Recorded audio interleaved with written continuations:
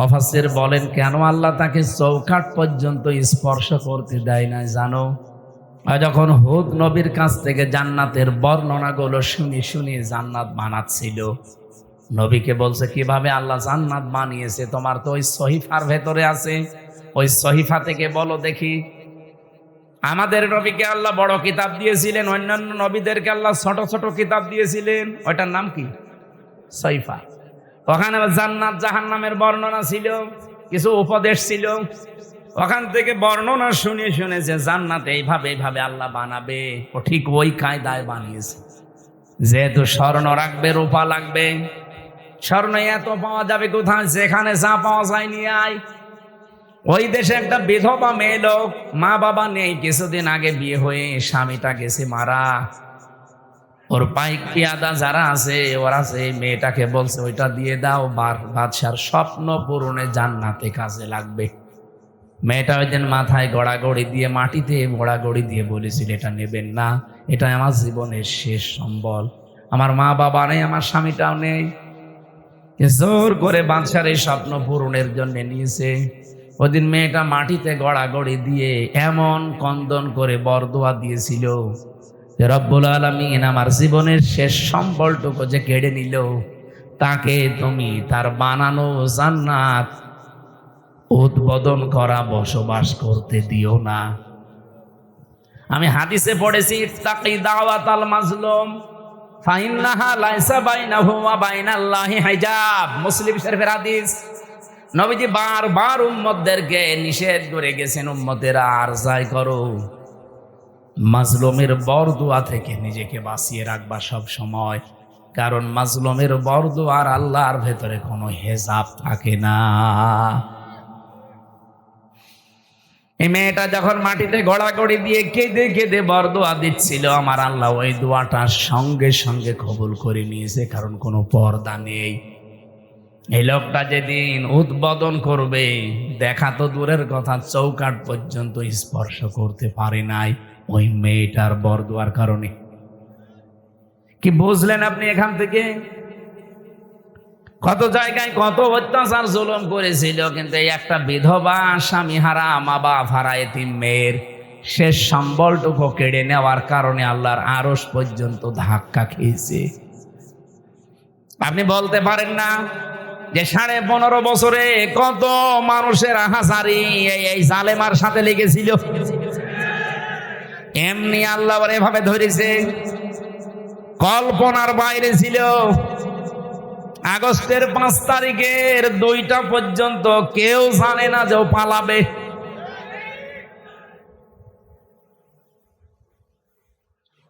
আমার মনে হয় এই বিধবা মেয়ে লোকটার মতো, এই এতিম মেয়েটার মতো হাজার হাজার মায়ের, স্বামীর, বোনের, এতিম সন্তানের আর্তনাদ, বরদোয়া, চোখের পানি এই জালেমা মহিলার ক্ষমতার সাথে লেগেছিল।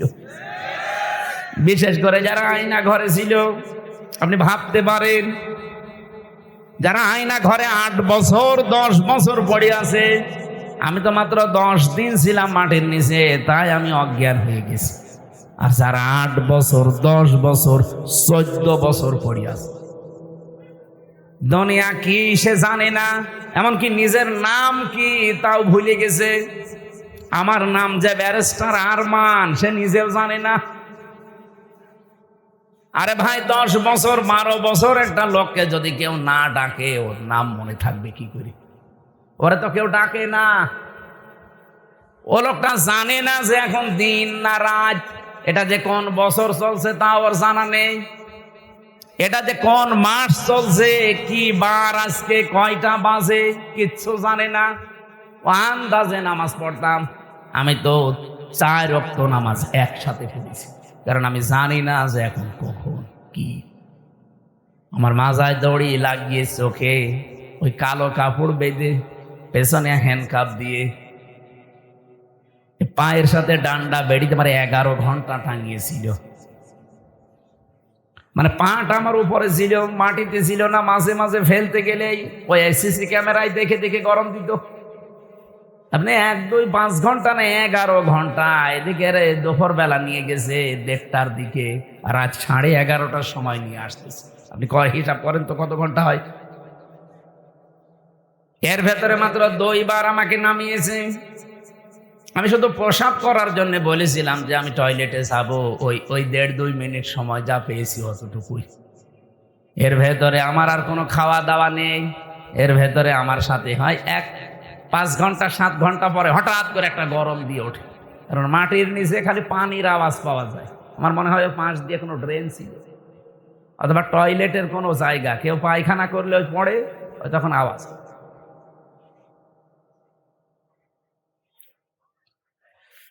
তাও তো আমি মিনিটায় ছিলাম। বিগটা কত কঠিন হতে পারে বলেন। আমি ব্যারিস্টার আরমান ভাইয়ের মুখে নিজে শুনেছি, যেদিকে 3.5 হাত, এদিকে 3.5 হাত, সামনে আবার একটা টয়লেট দেওয়া আছে। আমাদেরটাও টয়লেট ছিল, এদিকে 3.5 হাত, এদিকে 2.5 হাত, সামনে টয়লেট ছিল, কিন্তু টয়লেটের আবার নেই। এই হালকার 1-1.5 হাত মতো একটা দেওয়া আছে, দেওয়াল দেওয়া আছে। বসলে দেখা যায় না, দাঁড়ালে দেখা যায়। ওরা বসে থাকে একেবারে গেটের সামনে। বলেন আপনার টয়লেট হবে কি করে? আমি একটা যুবক মানুষ, আর এরকম একটা যুবক পুলিশ যদি বসে থাকে, কঠিন পরিস্থিতিগুলো যারা তৈরি করেছিল, কত মানুষের তাহাজ্জুদের চোখের কন্দন পানি ওই জালেমার চেয়ারের সাথে লেগেছিল। এমনি আল্লাহ ধরেছে সাদ্দাতকে। তার এত স্বপ্ন সাদের জান্নাত ভোগ করতে দেয়নি, স্পর্শ পর্যন্ত করতে দেয়নি, খালি একটা মেয়ে লোকের চোখের পানি বরদোয়ার কারণে। আর আপনার সাথে কত মহিলার, কত স্বামী হারা, সন্তান হারা মা বাবা, তাদের চোখের পানি মিলে আছে। আমার এখন যেটা মেজো মেয়ে, ওটা তো ছোট ছিল, ওরা আমি 7 মাস রেখে গিয়েছিলাম। এখন এসে আমার বয়স প্রায় 4.5 বছর। এ যে কত কন্দন করেছে। এমনকি এই যে পুলিশ এসে ভ্যানে করে আমাদের নিয়ে যায়, পিছন ভ্যানে আমার এই মেয়েটা এরকম ঝুলিয়েছিল। এ ছবি দেখেননি? আমার মনে হয় ছবিটা দেখে তামাম দুনিয়াকে দিয়েছে ওই দিন। প্রশাসনের সর্বোচ্চ দায়িত্ব ওই সময় যারা ছিল গোয়েন্দা বিভাগে, তারা পর্যন্ত আমার বাড়িতে কল দিয়েছিল যে এই দৃশ্য আর মানা যায় না। আমরা এতদিনও জানতাম যে হুজুরের কোনো দোষ নেই, এখনো জানি, কিন্তু আমাদের হাত বাঁধা ছিল। কিন্তু না, এ দৃশ্য দেখে মানুষ আর ঠিক থাকতে পারে না। বিভিন্ন জায়গা থেকে শুধু উল্টা পাল্টা কথা আসতেছে, যা আপনার ছেলেকে ছেড়ে দিলাম। আমার ভাইরা, আমি এখান থেকে তাফসিরের যে শিক্ষাটা দিতে চাই আমি নিজে এবং আপনাদেরকে, শুধু আপনাদের না, এটা রেকর্ড হচ্ছে, সারা পৃথিবীর মানুষ যারা আছে, জুলুম করলে কিন্তু কাঙ্ক্ষিত স্থানে পৌঁছানো যায় না। এটা কি কোরআনের কথা বিশ্বাস করেন?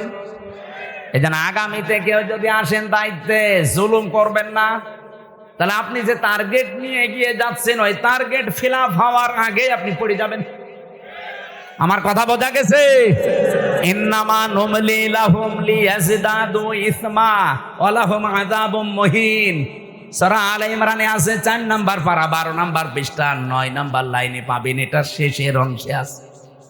আল্লাহ তাআলা বলেন, কোন মানুষ যদি জুলুম করে, পাপ করে, সীমা লঙ্ঘন করে ফেলে, তখন আমি আল্লাহ ওকে আর ছাড় দেই না, তখন ওকে কঠিন এবং অপমানজনক আযাবের ভেতরে ফেলে দেই।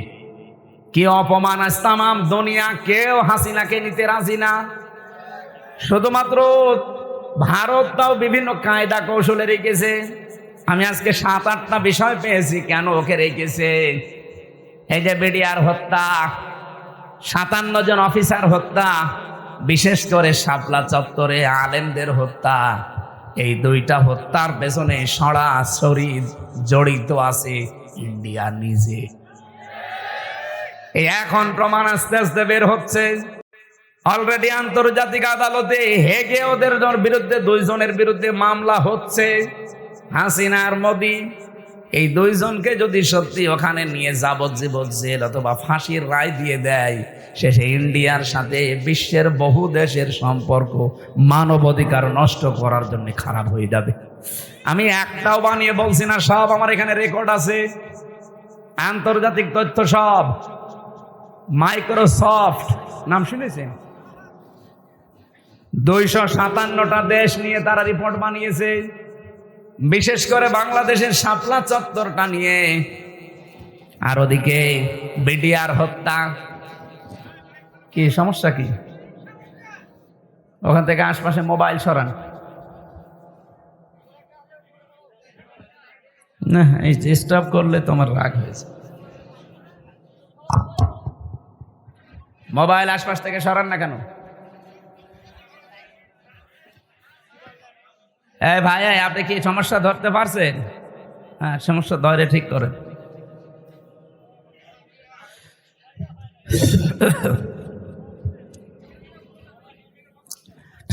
আমার ভাইরা, যে কথা তুলেছিলাম এখান থেকে আমার নিজের কাছে এই কথা মনে হচ্ছে। আমি নিজে যেহেতু রিপোর্টগুলো গতকালকে পেয়েছি, আর আমি বলছি একটা আমার নিজের না, খ্রিস্টানদের বানানো রিপোর্ট। ওরা তো আমার বন্ধু না, মুসলমানদের বন্ধু খ্রিস্টানরা। ওরা যখন এগুলো দিয়েছে আগস্টের 5 তারিখের পর থেকে আজকে মে মাসের 5 তারিখ চলছে, এই একাধারে এই 9 মাস বারবার ইন্ডিয়া এদিকে বিএনপিকে ধরে, জামাত ইসলামকে ধরে, রাজনৈতিক যত দল আছে বড় বড় তাদেরকে বারবার, বিশেষ করে সেনাবাহিনী যারা আছে এদেশে, এদেরকে চেষ্টা করেছে যে কোনো কায়দায় যেন এটা বন্ধ করা যায়। এটা বন্ধ ইউনুস করেনি, এটা অলরেডি চালু হয়ে গেছে। আন্তর্জাতিক আদালতে মামলা অলরেডি হয়ে গেছে, এখন এদেরকে ডাকা আরম্ভ করবে সামনে। ইন্ডিয়া বেশ ভালোভাবে জানে, প্রমাণ সব তো আছে ইন্টারনেটে। শাপলা চত্বরে কিভাবে কি করেছেন সব প্রমাণ এখন বের করে ফেলছে। পৃথিবী এত উপরে চলে গেছে। এখন যদি সত্যিই মোদির বিরুদ্ধে এই মামলা হয়ে রায় হয়ে যায় হেগে, আন্তর্জাতিক আদালতে হেগে যদি সত্যি রায় হয়ে যায়, আপনি বিশ্বাস করেন সামনে ইন্ডিয়ার সাথে বড় বড় চুক্তি বিশ্বের যেগুলো আছে সব তারা মানব অধিকারের দোহাই দিয়ে বন্ধ করে দেবে। ওদের সাথে ব্যবসার চুক্তি বন্ধ, ওদের দেশের লোক আরো বাইরে যারা আছে ওদের সব পাঠিয়ে দেবে। সে তো ধুতি পরে আছে, ধুতি খুলে বাকি যা আছে ওইটা বেরিয়ে যাবে। ও কি পাগল হয়েছে এমনি? এই কারণে হঠাৎ করে এখন মুসলমানদের উপর অত্যাচার আরম্ভ করেছে, যেন বিশ্বের দৃষ্টি এখন অন্যদিকে যায়। আরে বিশ্বের মানুষ আপনাদের মতো গরুর মদ খায় না। আমরা জাতে মাতাল হলেও তাহলে ঠিক আছি। এই জন্য অনেকে এখন মুখ ফিরিয়ে নিচ্ছে, কাউকে যখন রাজি করতে পারে নাই, বহুবার চেষ্টা চালিয়েছিল। আপনি দেখেননি বারবার জামাত ইসলাম বলেন, বিএনপি বলেন, রাজনৈতিক দল বলেন, ধর্মীয় যারা আছে তারা বলেন, বারবার আমরা চাচ্ছিলাম তাড়াতাড়ি নির্বাচন দিয়ে দেন। দিয়ে দিলে কি হবে, ইউনুস চলে যাবে, ওরা আবার কনভেনশন করে সব ঠিক করে ফেলবে। আর ও চাচ্ছিল যদি এভাবে অন্তত 2 বছর কেটে যায় তাহলে দেশ কন্ট্রোলের বাইরে চলে যাবে। অলরেডি এখন সামরিক একটা ঘাঁটি তৈরি হচ্ছে। আপনি দেখেছেন এই কয়েকদিনের ভেতরে মোদির মুখ শোকাতে শোকাতে এখন মনে হচ্ছে বান্দরের পেছন হয়ে গেছে। সামনে আরো কয়েকটা গেম আসতেছে। ইউনুস ভালো কি খারাপ এটা আমি জানি না, উনি কে ওনাকে চালাচ্ছে এটা আমার দেখার দরকার নেই, কিন্তু আমরা ইন্ডিয়ার এই বলয় থেকে বের হতে চাই। কারণ এই শয়তানরা 54 বছরে উপকার করেছে, যা যদি 10 টাকার উপকার করে 90 টাকার ক্ষতি করেছে। আর সবচাইতে বড় ক্ষতি হচ্ছে আল্লাহর ঘরগুলো তার ভাঙছে। এর চাইতে আর কি ক্ষতি হতে পারে মুসলমানের? আমার ঘর ভেঙে দিলে আমার এত কষ্ট লাগতো না। এই কথা বলছে না কেন? 1500 বছর আগে একবার আল্লাহর একটা ঘর ভাঙতে এসেছিল। কে? আব্রাহা। কে কি করেছে আল্লাহ দেখেছেন? কাসফিম মাকুল বানিয়ে দিয়েছে। আর এই শয়তানরা আল্লাহর একটা ঘর সে তো ভাঙতে পারে না, শুধু ভাঙার জন্য এসেছিল। আরে অলরেডি ভেঙ্গে ভেঙ্গে সব মাটির সাথে গড়িয়ে ওই জায়গায় এখন মন্দির উদ্বোধন করছে। আর মিথ্যা ধোয়া তুলছে, দিনের পর দিন যায় আর ধোয়া তোলে যে এখানে 500 বছর আগে নাকি মন্দির ছিল।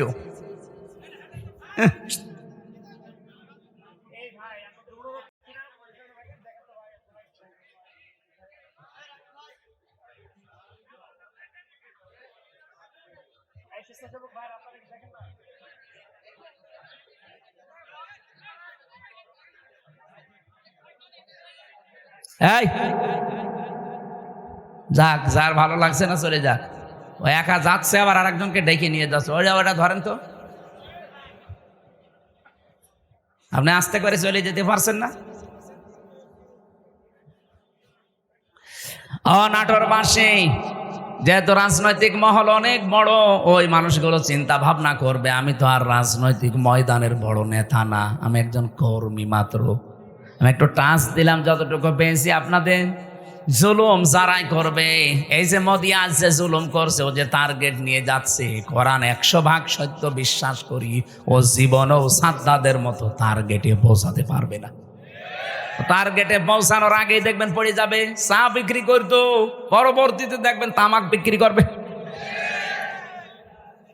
নিচে নামিয়ে দেবেন আল্লাহ। চা বিক্রি করতো, ওরা তামাক বিক্রি করাবে।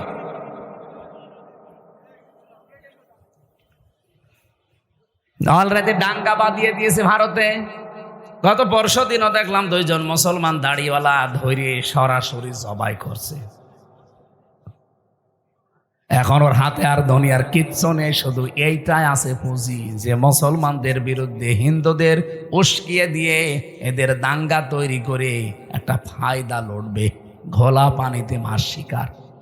এই জন্য গোবিন্দ পরামানিক কিন্তু বুঝে ফেলেছে, বাংলাদেশের পুরা বাংলাদেশ মিলে হিন্দু মহাজোট আছে, তার মহাসচিব গোবিন্দ চন্দ্র পরামানিক গত পরশু দিনও জানিয়েছে না যে তামাম পৃথিবীর হিন্দু ভাইরা, হিন্দু বোনেরা সবাই এই মাতাল মোদিকে থামান। একটা মাতাল এই শয়তানের মনোবাসনা পূর্ণ করতে গিয়ে যা আরম্ভ করেছে, এ পৃথিবী কয়েকদিন পরে বসবাসের অযোগ্য হয়ে যাবে, কারণ ঘরে ঘরে তখন মারামারি শুরু হবে। এই জন্য লোকটাকে থামাতে বলছে। আমরা চাই হিন্দু ভাইরা যারা আছেন, অন্যান্য খ্রিস্টান ধর্মের যারা আছেন, খ্রিস্টান ভাইদের কি বিবেক বুদ্ধি সব কি লোপ পেয়েছে? আপনাদের মেয়েকে, আপনাদের বোনকে এই ইন্ডিয়ার বুকে ওরা উলঙ্গ করে রাস্তায় হাঁটিয়েছে 17 সালে। এই কথা বলছেন না কেন?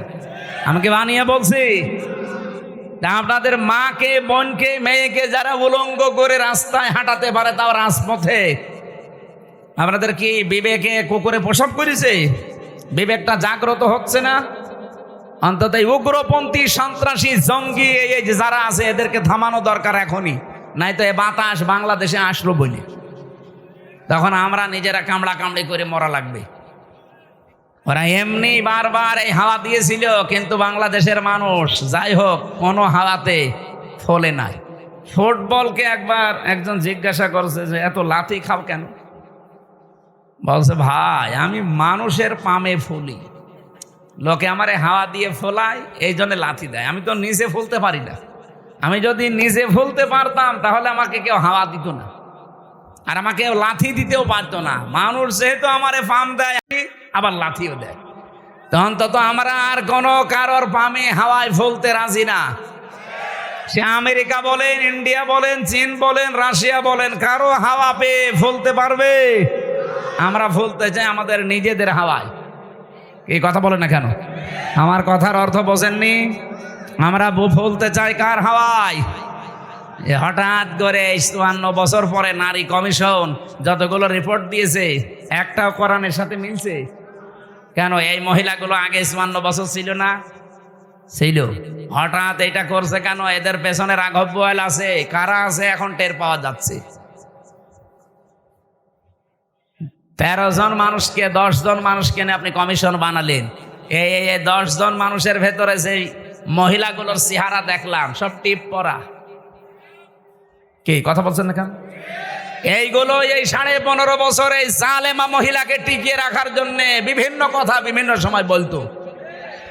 এই দেশে কি শুধু ওই 10 জন আর মহিলা নেই দেশে? ডক্টর নাসিমা হাসানকে নেওয়া যায়নি? ঢাকা বিশ্ববিদ্যালয়ের যে শিক্ষিকা, এই যে কুমিল্লায় বাড়ি, বলেছিল আমার ছেলের কলার চেপে ধরেছেন কেন, জবাব দেওয়া লাগবে।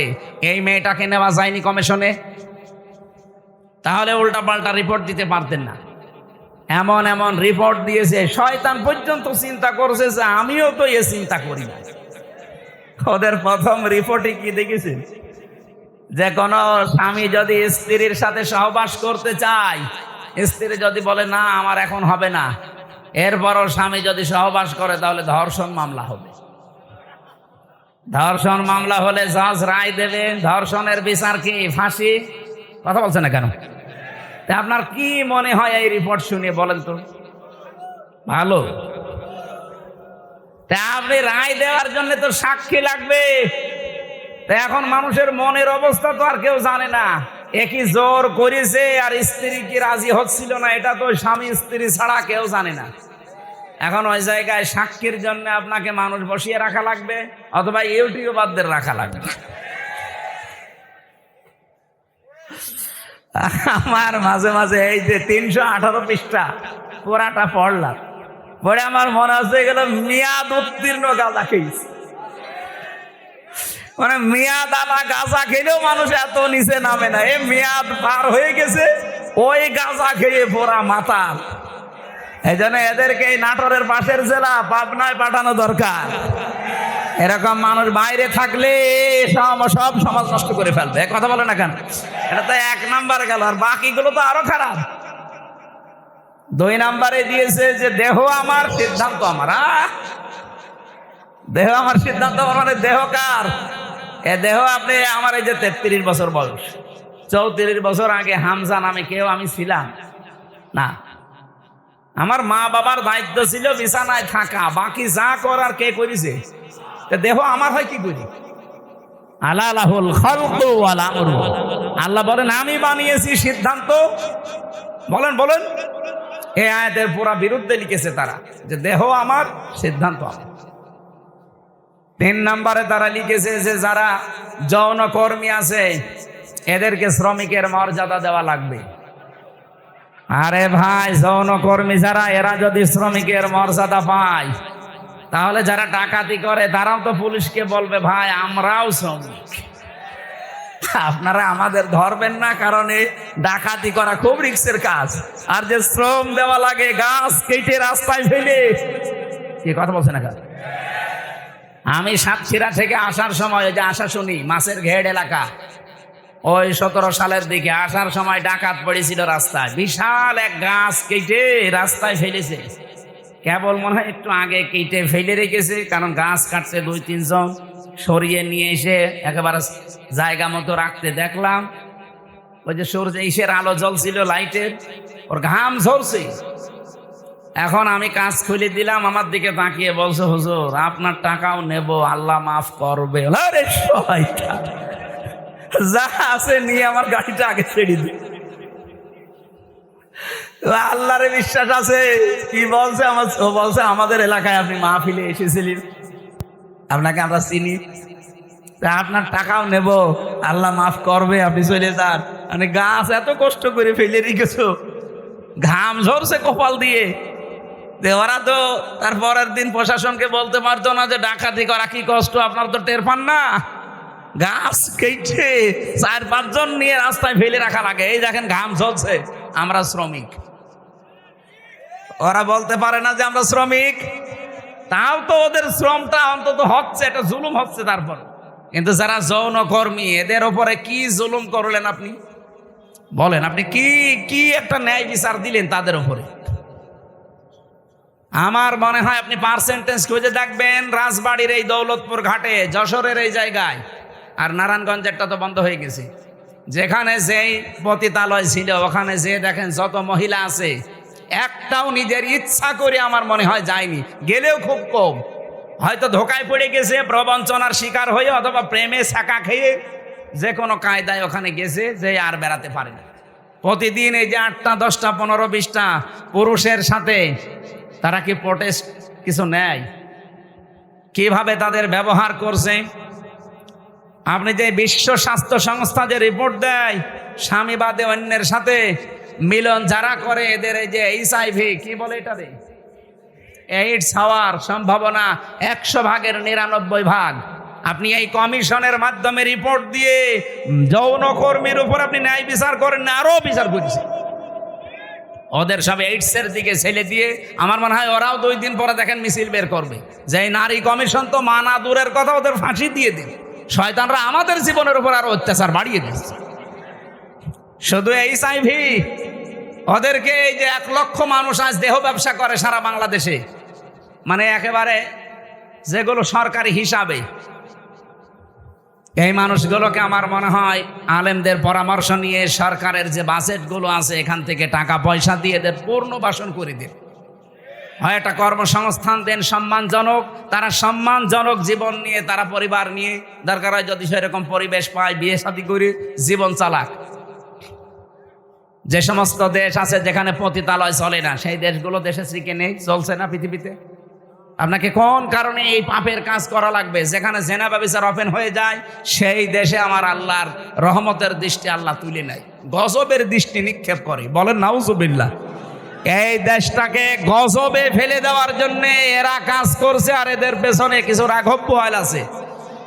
এই জন্য আমরা বলতে চাই, এই কমিশন মানা তো দূরের কথা, এই কমিশন যা রিপোর্ট দিয়েছে রিপোর্ট না, ও কমিশনই আমরা মানি না। ওদেরকে এই মুহূর্তে বাতিল করে হয় পাবনায় দিয়ে দেন অথবা ফাঁসি দিয়ে দেন। হ্যাঁ, আপনারা রাজি নেই? হয় ওদের স্থান পাবনায় দেবেন, নয় ফাঁসি দেবেন। কোরআনের 13টা আয়াতের উপরে হাত দিয়েছে ওরা।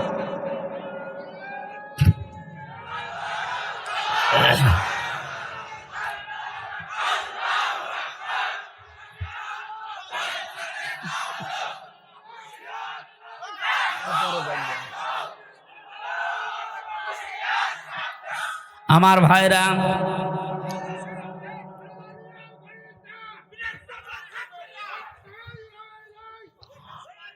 আমার যে কথা বলছিলাম আমি বৃষ্টি নিয়ে, আল্লাহ রাব্বুল আলামিন এই পৃথিবীতে যে বড় বড় 4টা রহমতের ঘোষণা দিয়েছিলেন তার 1 নম্বরে ছিল বৃষ্টি, 2 নম্বরে ছিল কন্যা সন্তান।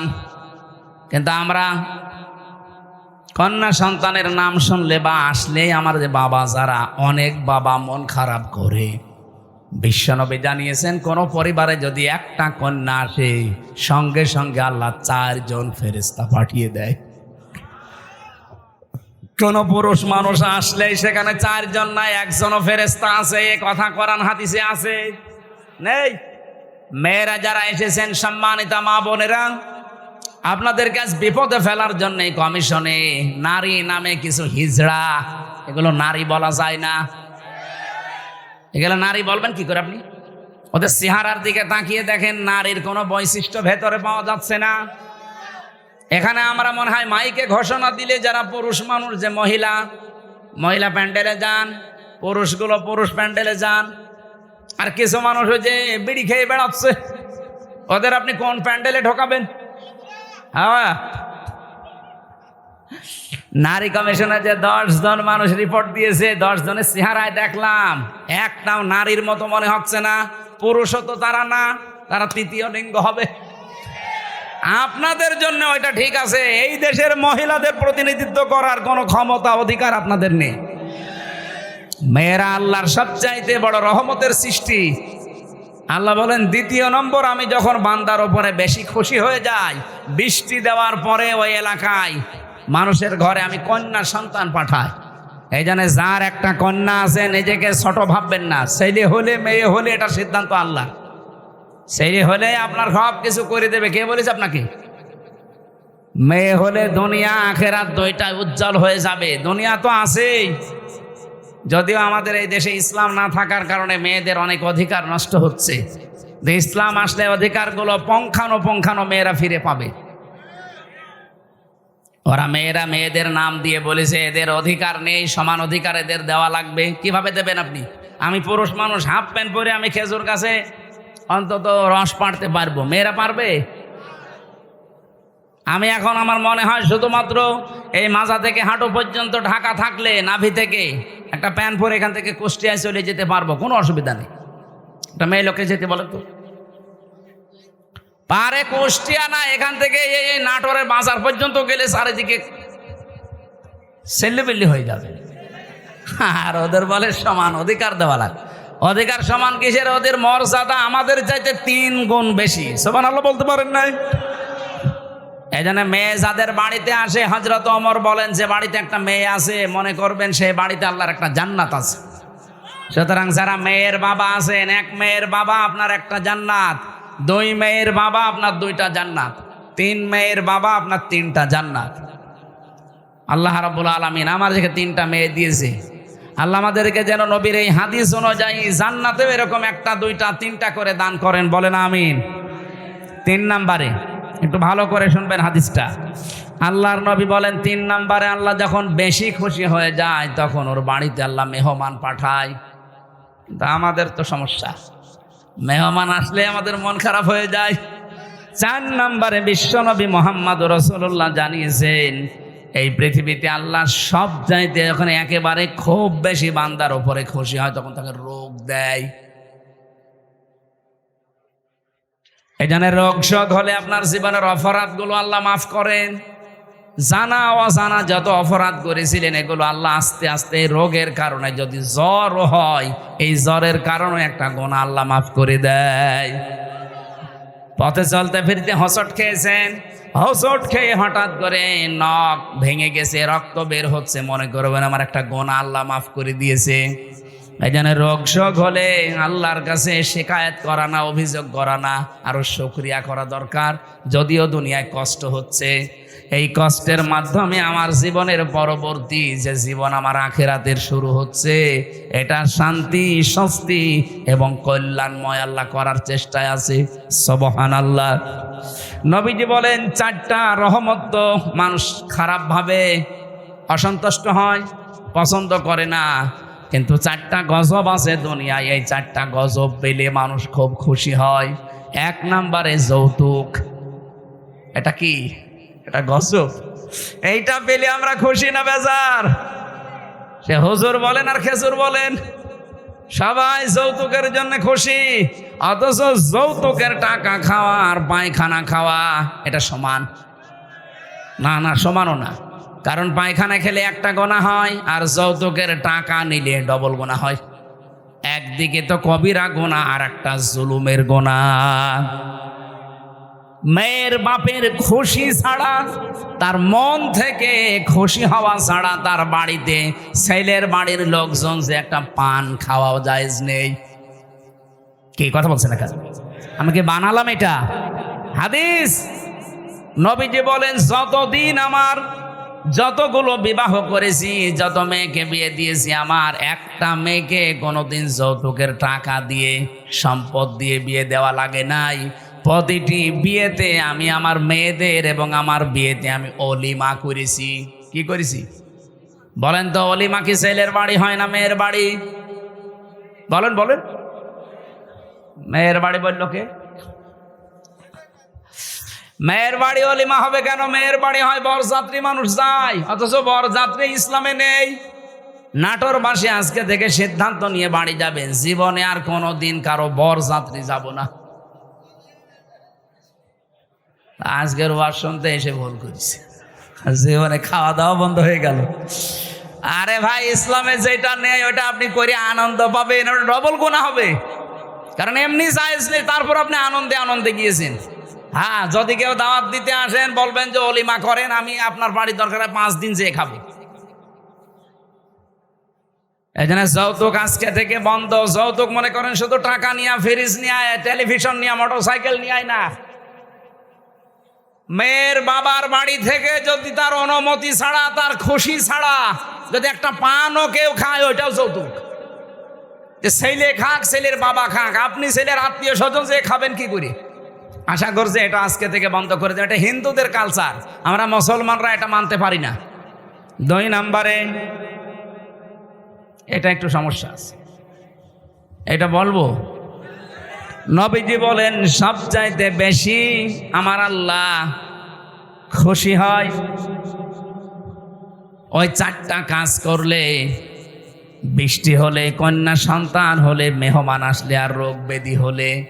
আর সবচাইতে বেশি আমার আল্লাহ নারাজ হয় কিন্তু আমার বান্দা বান্দিরা খুশি হয়। 1 নম্বরে যৌতুক, 2 নম্বরে গীবত। এই গীবত করলে মানুষ খুব খুশি হয়, অথচ আমার আল্লাহর আরশ পর্যন্ত কম্পন ধরে। জীবনে যদি আপনার নেকির কাজ কমও থাকে ভাইরা, আমি আহ্বান জানাচ্ছি, আপনার নামাজ, রোজা, হজ, যাকাত, দান, সাদকা, জীবনের আমল আখলাক কম হয়েছে, আল্লাহ মাফ করে দেবে। কিন্তু গীবত যদি আপনি কারো করে থাকেন, ওটা আবার শোধ দেওয়া লাগবে। যেই দোষ যার ভেতরে নেই ওইটা যদি তার উপরে আপনি চাপিয়ে দিয়ে ওটা বলতেই থাকেন, তাকে কালার করার জন্য চেষ্টা করেন, এটা তখন আর গেবতও থাকে না, তখন তহমত হয়ে যায়। আর এটা বাংলাদেশে সব চাইতে বেশি চলছে। এই কথা বলছেন এখানে কত মানুষ এখনো বিভিন্ন জায়গায় বসে আছে, দেখে তারা গেবত চালাচ্ছে। গেবত করলে মানুষ খুশি হয়, কিন্তু আমার আল্লাহ বেজার হয়ে যায়। 3 নম্বরে সব চাইতে বেশি খুশি হয় মানুষ মিথ্যা বললে, কিন্তু আমার আল্লাহ নারাজ হয়। 4 নম্বরে আল্লাহ পাক সব চাইতে বেশি নারাজ হয় সুদ খেলে, কিন্তু মানুষ খুশি সুদ পেয়ে। এখানে আমার বিশ্বাস অনেক মানুষ এখানে বসে আছে যারা টাকা ছেড়ে রাখে। 1000 টাকা দিলে বছর মাসে মাসে 100 টাকা বেশি দেয়। এলাকায় নেই এটা? এই সুদের সাথে যারা জড়িত আছেন, টাকা ছেড়ে রাখেন, টাকা আসে, আপনি লিখে নিতে পারেন আপনি মায়ের সাথে এখনো জেনা করছেন। এই কাজে যারা আছেন এই মুহূর্তে তাওবা করে ছেড়ে দেওয়া লাগবে। যারা যারা রাজি আছেন তারা হাত তোলেন তো, অসুবিধা নেই, তোলেন। যারা ছেড়ে রেখেছেন তোলেন। আপনি বুঝে ফেলেছেন? চালাক আছে নাটোরে মানুষ, কাঁচা গোল্লা খাওয়া মানুষ তো খুব চালাক আছে। হাত তুলে আবার নামিয়ে ফেলেছে। না, আমি জানি এখানে বহু মানুষ এরকম আছে, যেই মানুষগুলো টাকা ছেড়ে রেখে এসেছে, মাহফিল শেষ করে ওই টাকা সকালে যেয়ে তুলবে। সুদের টাকা তুললে সব চাইতে নারাজ হয় বেশি কে? আর সব চাইতে বেশি খুশি হয় সে নিজে। সুতরাং এই 4টা রহমত, 4টা গজব, বেজার হয় আল্লাহ 4টা কাজে, আর আমরা নিজেরা বেজার হই 4টা কাজে। আল্লাহ আমাদেরকে কন্যা সন্তান যেহেতু রহমত, বৃষ্টি যেহেতু রহমত, এই পৃথিবীতে মেহমান আসা রহমত, আল্লাহ রোগ ব্যাধি দিয়েছে এটাও রহমত। এগুলো পেয়ে নারাজ না হয়ে এগুলোর সঠিক এবং পরিমার্জিত ব্যবহার করার তৌফিক কামনা করছি। সকলে বলেন আমিন। আমার আজকের আমি বিষয় আলোচনা সাজিয়েছিলাম যে আল্লাহর দল কারা, আল্লাহর দলের বৈশিষ্ট্য। এই পৃথিবীতে এখন দল কত আছে আপনি হিসাব করতে গেলে কলম খাতা নষ্ট হয়ে যাবে। বাংলাদেশে প্রায় 73টার উপরে দল আছে। আমি অল্প কথায় মেন কথাগুলো, অল্প সময় মেন কথাগুলো বলতে চাই। একটু বসেন, জবান খুলে সূরা মায়েদার এই 54 নম্বর আয়াত, মেন কথাগুলো বলবো ইনশাআল্লাহ। আল্লাহ পাক বলেন, ইয়া আইয়ুহাল্লাযীনা আমানু মাইয়ারতাদ্দা মিনকুম আন দীনিহি ফাসাউফা ইয়াতিল্লাহু বিকওমিন। ঈমানদারেরা, এই পৃথিবীতে কোনো মানুষ যদি আল্লাহর দিন থেকে ফিরে চলে যায়, আল্লাহর ইসলাম থেকে, তোমাদের ভেতরে সেই চলে যাবে, সঙ্গে সঙ্গে আমি আল্লাহ একটা নতুন সিদ্ধান্ত নিয়ে ফেলি। ফাসাউফা ইয়াতিল্লাহু বিকওমিন, এমন একটা দল, এমন একটা জাতি, এমন একটা গোষ্ঠী তৈরি করে দেই, ইউহিব্বুহুম ওয়া ইউহিব্বুনাহু, যারা আমি আল্লাহকে ভালোবাসে, আমি আল্লাহ নিজেও তাদেরকে ভালোবাসি। বলেন সুবহানাল্লাহ। নাটোরবাসী যেহেতু এই দেশে এখন প্রায় 73টার উপরে শুধু দল চলছে, 49টা আছে রাজনৈতিক নিবন্ধিত দল, বাকি আছে নিবন্ধনের বাইরে। যত দল আছে ধর্মীয় জেনারেল মিলে বলেন, আগস্টের 5 তারিখের পরে আমি বাংলায় বলছি, এবার কত মানুষকে আমরা বিভিন্ন নাম দিয়ে দেখতে পাচ্ছি ইসলাম থেকে বের হয়ে যাচ্ছে। কথা বোঝেন? কেউ বিভিন্ন মানুষের উপরে দোষ চাপিয়ে বলছে আমি এর ভেতরে নেই, চলে গেলাম। প্রকারান্তে আপনি ইসলাম থেকেই বের হয়ে যাচ্ছেন। ইসলামের একটা বিধান যদি কারো ভালো না লাগে, তার মানে আপনি তো আর আমাকে ভালো লাগে না তাই জন্যে চলে যান না। আপনার ইসলামের বিধান ভালো লাগে না, তার মানে আপনাকে ভালো লাগছে না কার? বলেন বলেন। আপনি প্রকারান্তে আল্লাহকেই যেন বলছেন যে না, এ বিধান দেওয়া ঠিক হয়নি। হামজা তো বাবার কথা জীবনেও বলতে পারে না, ও বলবে আমার আল্লাহর কথা। আল্লাহর কথায় যেমন নামাজ পড়ো আছে, আল্লাহর কথায় যেমন যাকাত দাও আছে, আল্লাহর কথায় ঠিক এইটা আছে যে আমার এই কোরআনকে প্রতিষ্ঠা করো। তাই আমি নামাজের ওয়াজ করলে আপনার খুব ভালো হুজুর মনে হয়, রোজার ওয়াজ করলে আপনার কাছে ভালো ওয়াজ মনে হয়, কিন্তু যখনই বলে এই নামাজ রোজার শিক্ষা যেটা, এটা কায়েম করা লাগবে। নামাজের শিক্ষা 27টা, রোজার শিক্ষা 4টা। এইগুলো যদি আমি এখন বাংলায় কায়েমের কথা বলি এই সমাজে, যেটা কায়েম করা দরকার কোরআন দিয়ে, তখনই আপনার কাছে রাজনীতি মনে হয়। আপনি কি আমার চাইতে কোরআন বেশি বোঝেন? আপনি কি শামীম ওসমানের মতো হয়ে গেছেন? আমি কি ইসলাম বুঝি না? আমাদেরকে ইসলাম বোঝাতে আসবেন না। প্রতিদিন নাকি উনি 72 রাকাত নামাজ পড়ে। এটা যে ডাহা মিথ্যা কথা। এখানে যদি আলেম থাকে জিজ্ঞাসা করেন, দেখেন তো সর্বোচ্চ তাহাজ্জুদের নামাজ 8 রাকাত থেকে 12 রাকাত। কি কথা বলছেন? 8 রাকাতের উপরে তাহাজ্জুদের নামাজ আপনি কোথায় পেলেন? খুব বেশি হলেও নাই 12 রাকাতের উপরে তাহাজ্জুদের নামাজ নেই।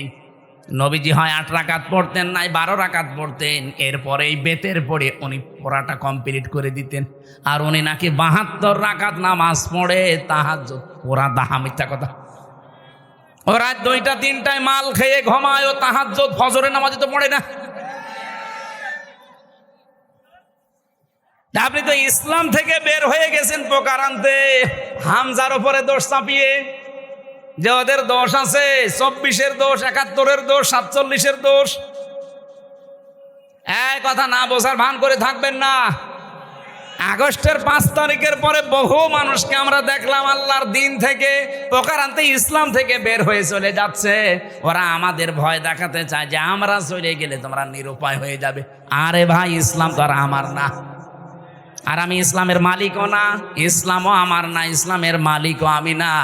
আমার মালিকও আল্লাহ, ইসলামের মালিকও আল্লাহ। আমি শুধু খাদেম। কথা বলুন। আমি খেদমত করছি, আমার একটা পাওনা বাকি আছে। এই যে সভাপতি সাহেবকে যদি উনি বলে এই জমিনটা আমার, আপনারা কাজ করেন, সারাদিন করেন, বিকাল 5টায় আপনাদের বেতন দিয়ে দেব। এখন বলেন তো জমিনের মালিক কি আমি?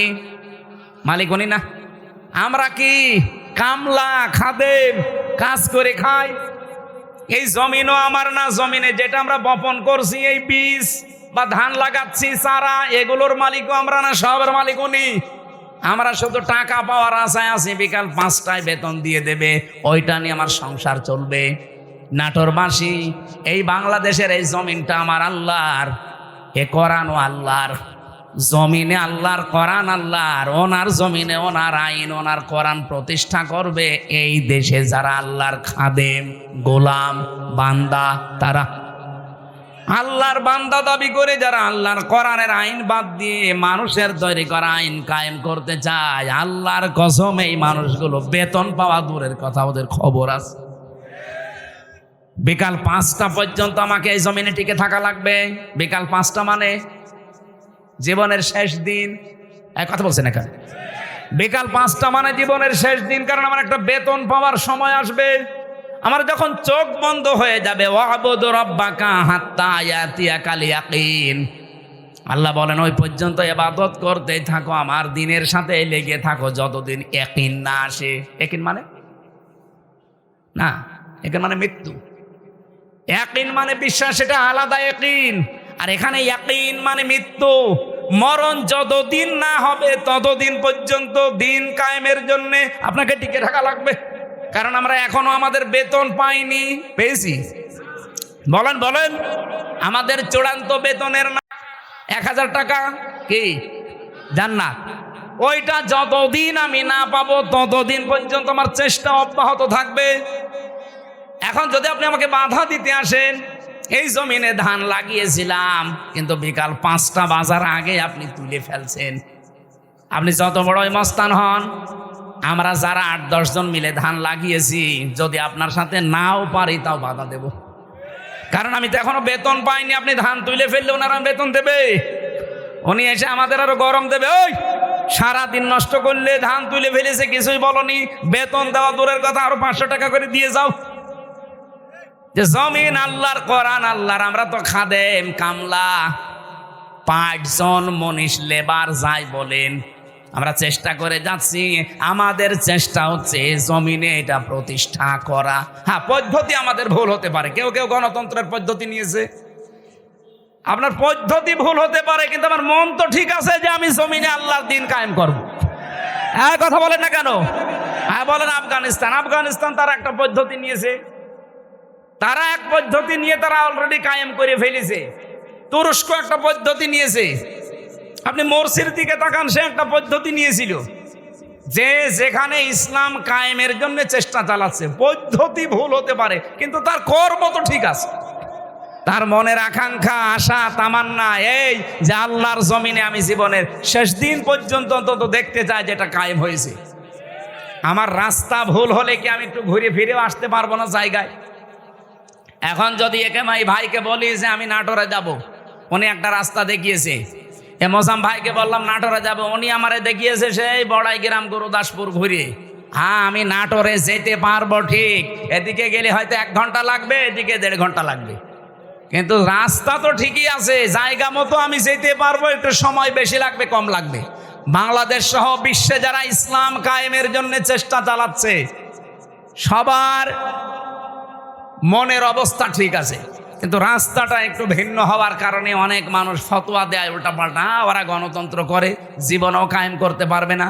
আরে দিনের মালিকই তো আমি না, আমি কায়েম করার কে?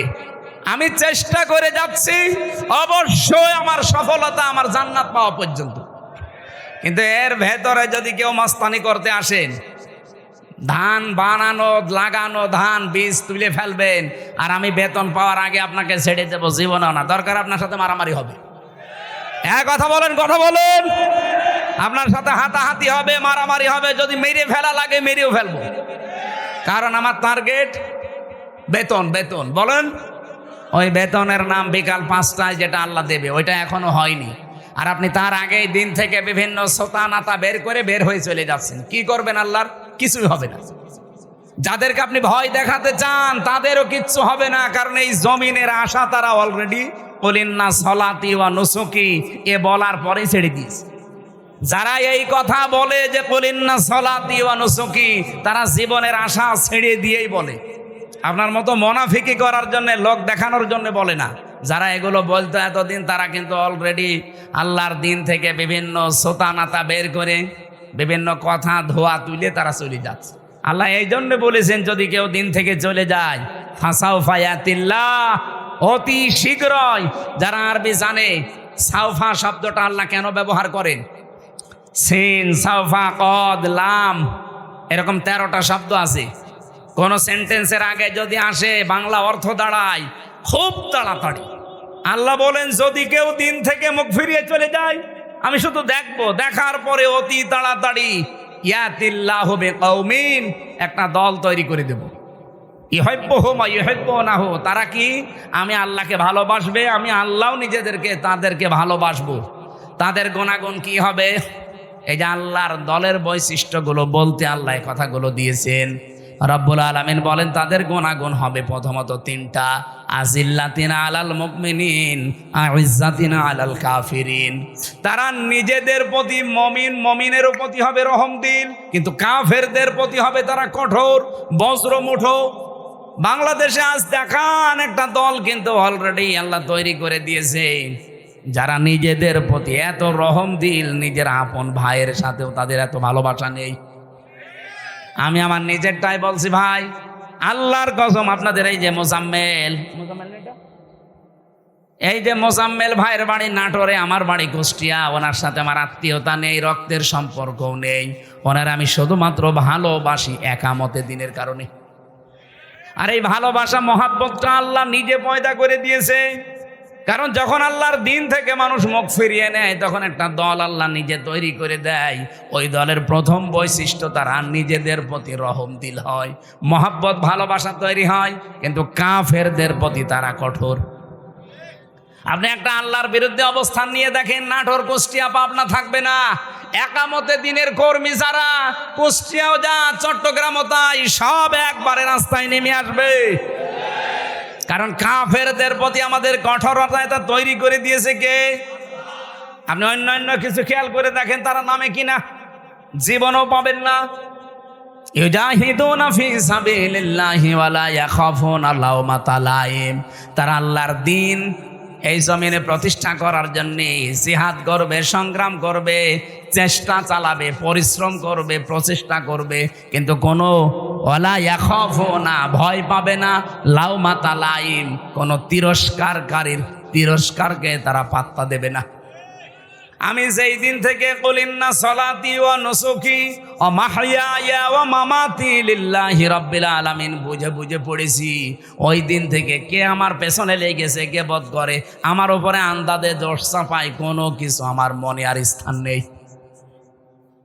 আমার মনে হয় এই দেশে যারা একামতে দিনের কর্মী, আল্লাহর কসম তাদেরকেও আপনি এইভাবেই পাবেন, কোন তিরস্কারকারীর তিরস্কারকে তারা পাত্তা দেবে। আমাকে রাজাকার পর্যন্ত বলা হয়েছে, কিন্তু আমি কি রাজাকার? আমার 33 বয়সে যদি রাজাকার হয়,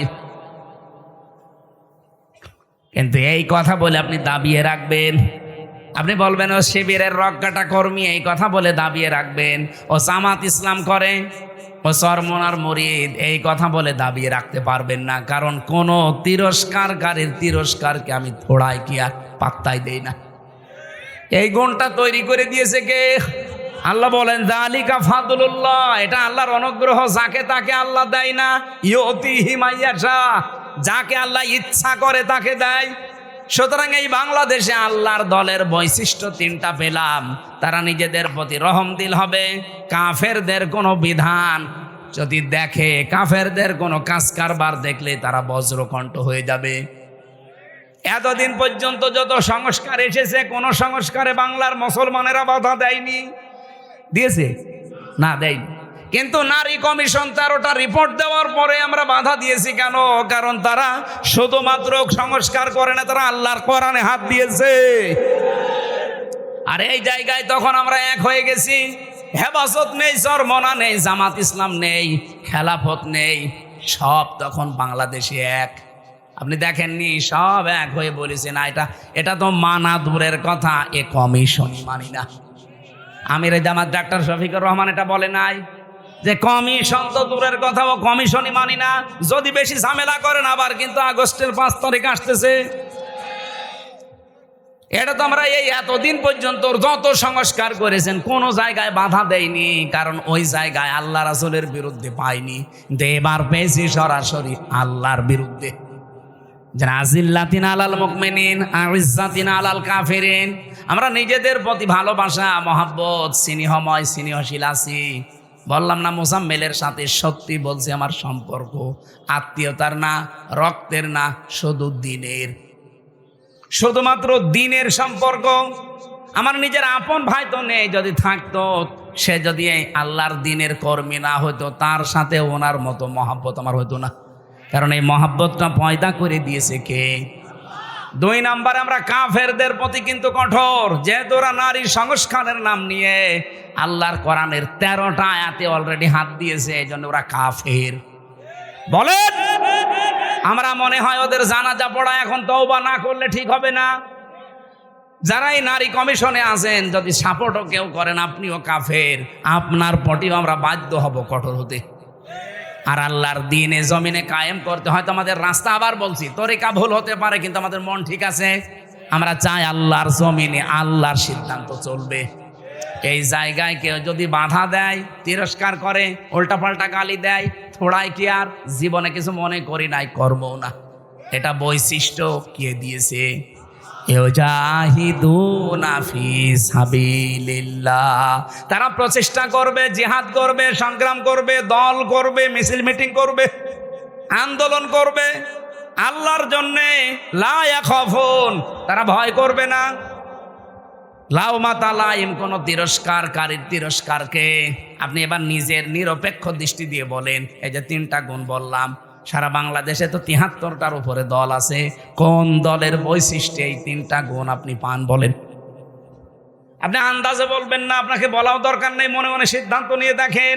এই কোরআনের সূরা মায়েদার 54 নম্বর আয়াতের সাথে কোন দল, বাংলাদেশের তো 73টা দল আছে, কোন দলের সাথে মিলছে? আল্লাহ বলেন যার তার সাথে মিলবে না। যালিকা ফাদলুল্লাহি ইউতিহি মাইয়াশা, এটা আল্লাহর অনুগ্রহ, যাকে ইচ্ছা আল্লাহ তাকে দান করে। আল্লাহু ওয়াসিউন আলিম, আল্লাহ প্রশস্ত এবং জ্ঞানী। আমি কোরআন সত্যি করা মাথায় নিয়ে বলতে পারি, এই 3টা যার ভেতরে আছে, ওই দলে আল্লাহ যেন আমাদেরকেও শামিল করেন। আমার কথা বোঝা গেছে না? এবার আল্লাহ আমাদেরকে 4টা বৈশিষ্ট্যের কথা দিয়েছেন।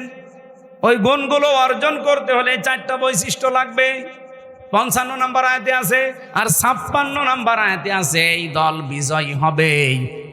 কারণ বিজয়ী হওয়া এটা আমি আল্লাহ আমার জন্যে আর ইমানদারদের জন্যে আমার রাসূলের পক্ষ থেকে আমি এটা লিখে দিয়েছি। কাতাবাল্লাহু লিআগলিবান্না আনা ওয়া রুসুলি। বিজয়ী হওয়া এটা আমি আল্লাহ আমার নিজের জন্য লিখে দিলাম। দুনিয়ায় যা কিছুই দেখো না কেন, সর্বশেষ বিজয়ের মালা পরবে কে? এটা আল্লাহ লিখে দিয়েছেন। এই জন্য আল্লাহ যেহেতু একটা দল নিচে তৈরি করে দেবে, ওই দলের বৈশিষ্ট্য যেগুলো বললাম এগুলো যেই দলের ভেতরে পাবেন, মনে করবেন ওদেরকে আল্লাহ নিজে বানিয়েছে। এই আয়াত আমি নিজে এখন বানালাম। এত সহজ বাংলায় বলার পরও কিছু মানুষ এখনো বোঝে না। আমার মনে হয় ও আজরাইল দেখার আগে আর বুঝবে না। এখন আপনার ভেতরে যা ভালো লাগে তাই করেন, যান আপনাকে ছেড়ে দিলাম। ফাসাউফা ইয়াতিল্লাহু বিকওমিন, অতি শীঘ্র একটা দল আমি বানিয়ে দেব, যে এই দলকে ইউহিব্বুহুম ওয়া ইউহিব্বুনাহু, তারা আমাকে ভালোবাসবে, আমিও তাদের ভালোবাসবো। আপনি খেয়াল করে দেখেন, এই গুণগুলো যাদের ভেতরে পাবেন আপনি তাদের সাথে অ্যাক্টিভ হবেন, মনে করবেন আল্লাহ আপনাকে এই দলে শামিল করে নিয়েছে। আর যাকে তাকে তো করবেও না। কি করবে? কালকে লালপুরের আলোচনা এটা ছিল, আল্লাহ যাকে তাকে তার দিনের কাজ একামতে দিন প্রতিষ্ঠার জন্য নিয়ে যায় না। আল্লাহু ইয়াজতাবি ইলাইহি মাইয়াশা ওয়া ইয়াহদি ইলাইহি মাইয়ুনিব। যে লোকটা মন থেকে আল্লাহর দিকে ফিরে আসতে চায় তাকে আল্লাহ এই কাজের জন্য নির্বাচিত করে। এই দেশে লক্ষ লক্ষ মানুষ আছে, সবাই একামতে দিনের কাজে লাগে না। যাকে আল্লাহ ভালোবাসে, যাকে আল্লাহ নির্বাচিত করেছে, যাকে আল্লাহ বাছাই করেছে, তাকে এই কাজে লাগায়। এখন আপনি বাসায়ের ভেতরে নেই, আপনি আছেন ছাটাইয়ের ভেতরে, তা আপনাকে আমি জোর করে নিয়ে আসবো কি করে? আমার কথা বোঝা গেছে? না বুঝলে এখানে আসেন, আসেন, এদিকে আসেন।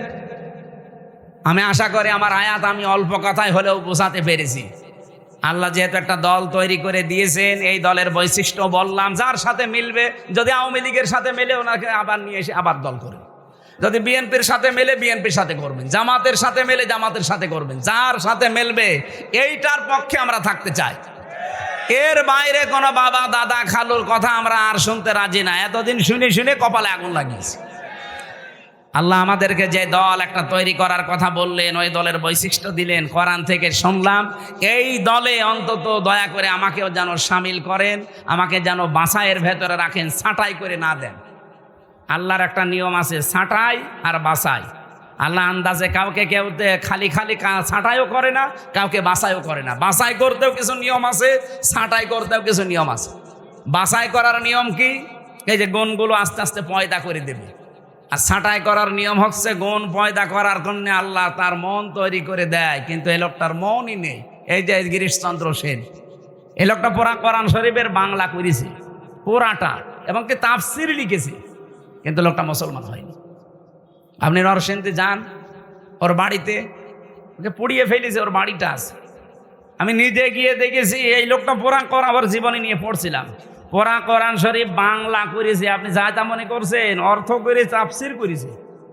আর তাফসির যারা করে, যারা যারা বসে জিজ্ঞাসা করেন, এক একটা শব্দের কমপক্ষে একাধিক, অন্তত 3টা শব্দের অর্থ তো জানাই লাগবে। দরবা মানে মারা, দরবা মানে দৃষ্টান্ত দেওয়া, দরবা মানে সফর করা, এরকম 33টা অর্থ আছে এক একটা শব্দের।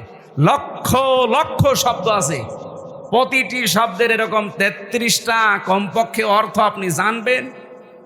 এ জানার পরে কোন জায়গায় কোন অর্থ সেট হয়, মানে অ্যাপ্রোপ্রিয়েট হয়, পারফেক্ট হয়, ওইটা ওই জায়গায় বসাবেন, তারপরে তাফসির লেখা সহজ হবে। এ হিন্দু আমার চাইতে কোরআন শরীফ কত বেশি পড়েছে।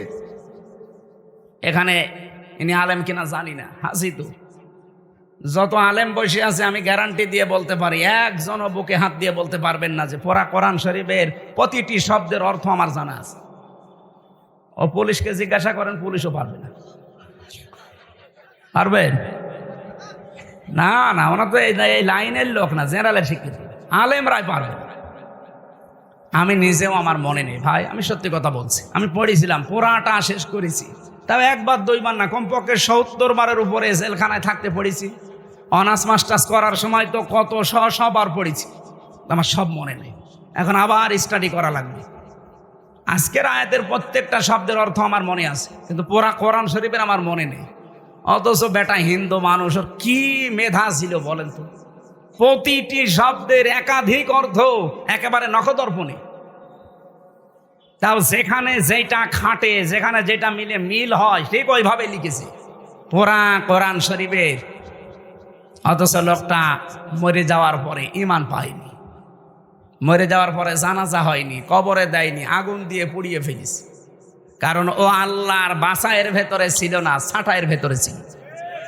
আল্লাহ আপনাকে বাছাই করবে না ছাঁটাই করবে এটা আপনার মনের ওপরে। এখন আপনি কি করবেন সিদ্ধান্ত নিয়ে বাড়ি যান। আমি যে জেলখানায় মেয়েদের যে বই লিখেছিলাম, তাদের যে পারিবারিক জীবনের সমস্যা এবং তার সমাধান, বিশেষ করে মেয়েদেরটা আপনারা নেবেন। এটা শুধুমাত্র নারীদের জন্য আর একটা পুরুষের জন্য আছে। এটা পড়া ওদের পরিবারে যে সমস্যা করে কি কি জিনিস নিয়ে 120 পৃষ্ঠা, এটা ওদেরকে পড়াবেন, কাজে লাগবে। কোথায় এখানে আছে? ওই যে ওই গাড়িতে আছে, যাওয়ার সময় নিয়েছে, নেই যে গাড়িতে। আর এই যে সিস্টেমটা নেবেন, যারা শিক্ষিত মানুষ তারা নেবেন, এটা অনেক তথ্য দিয়েছি। আর মেয়ে যে মাদ্রাসার মাহফিল, তো এরা টাকা পয়সার জন্য আর আবার আহ্বান জানাচ্ছে, টাকা তোলেনি একবার। আরও যারা দিতে চান যদি থাকে, আপনারা যাওয়ার সময় বিভিন্ন জায়গায় ওদের লোক থাকলে দিয়েছেন। আর হ্যাঁ, ব্যাগ নামিয়ে দেবো আবার। হ্যাঁ, আপনারা কই ব্যাগালা কই? মহিলা প্যান্ডেলে যারা আছে ছোট ছোট বাচ্চাদের পাঠিয়ে দিন। আয় রে আল্লাহ রে, মোনাজাত কি করবে? এই যে 2 ঘন্টা ওয়াজ করলাম, আরে মানুষ এখন চলে যাবে। এটা মোনাজাতটা করে দেন ভাই, টাকা পয়সা দেন না দেন, মোনাজাতটা করে দেন। মাদ্রাসার মাহফিলটা একটু খেয়াল রাখবেন, এই মাদ্রাসা যেন টিকে থাকে, 51 বছর টিকে আছে, এটা যেন কিয়ামত পর্যন্ত থাকে। হয়তো এই মানুষগুলো আর 20 বছর পরে থাকবে না, কিন্তু এটা টিকে থাকে যেন কিয়ামত পর্যন্ত। বাড়িতে যাওয়ার সময় নিয়েন, আর ওনাদের লোকজন যেখানে আছে ব্যাগে একটা দিয়ে দিয়েন। আল্লাহুম্মা আমিন। লা ইলাহা ইল্লা আনতা সুবহানাকা ইন্নী কুনতু মিনাজ জালিমিন। আল্লাহুম্মা গফিরলি ওয়ারহামনি ওয়াহদিনি ওয়াফিনি ওয়ারযুকনি ইয়া রাব্বাল আলামিন। আল্লাহ, রাত 12:30 পার হয়ে 11:30 পার হয়ে গেছে। গভীর রজনীতে কোরআনের কিছু মূল মেসেজগুলো আমরা শুনেছি, এগুলোর উপরে তুমি আমাদেরকে কবুল করে নাও। ফাসাউফা ইয়াতিল্লাহু বিকওমিন, অতি শীঘ্রই তুমি এমন একটা দল তৈরি করবে, ইউহিব্বুহুম ওয়া ইউহিব্বুনাহু, যে দল তোমাকে ভালোবাসবে তুমিও ভালোবাসবে। আল্লাহ, ওই দলে আমাদেরকে শামিল হওয়ার সুযোগ করে দাও। দিন কায়েম হয়েছে বাংলাদেশে, 56,000 বর্গ মাইল কোরআন দিয়ে চলছে, এটা যেন দেখে মরতে পারি, তৌফিক দাও। এ মাহফিলের আয়োজন করতে গিয়ে যারা শ্রম দিল এদেরকে ক্ষমা করে দাও। বিশেষ করে সম্মানিত সভাপতি আমার আরাফাতের ভাই,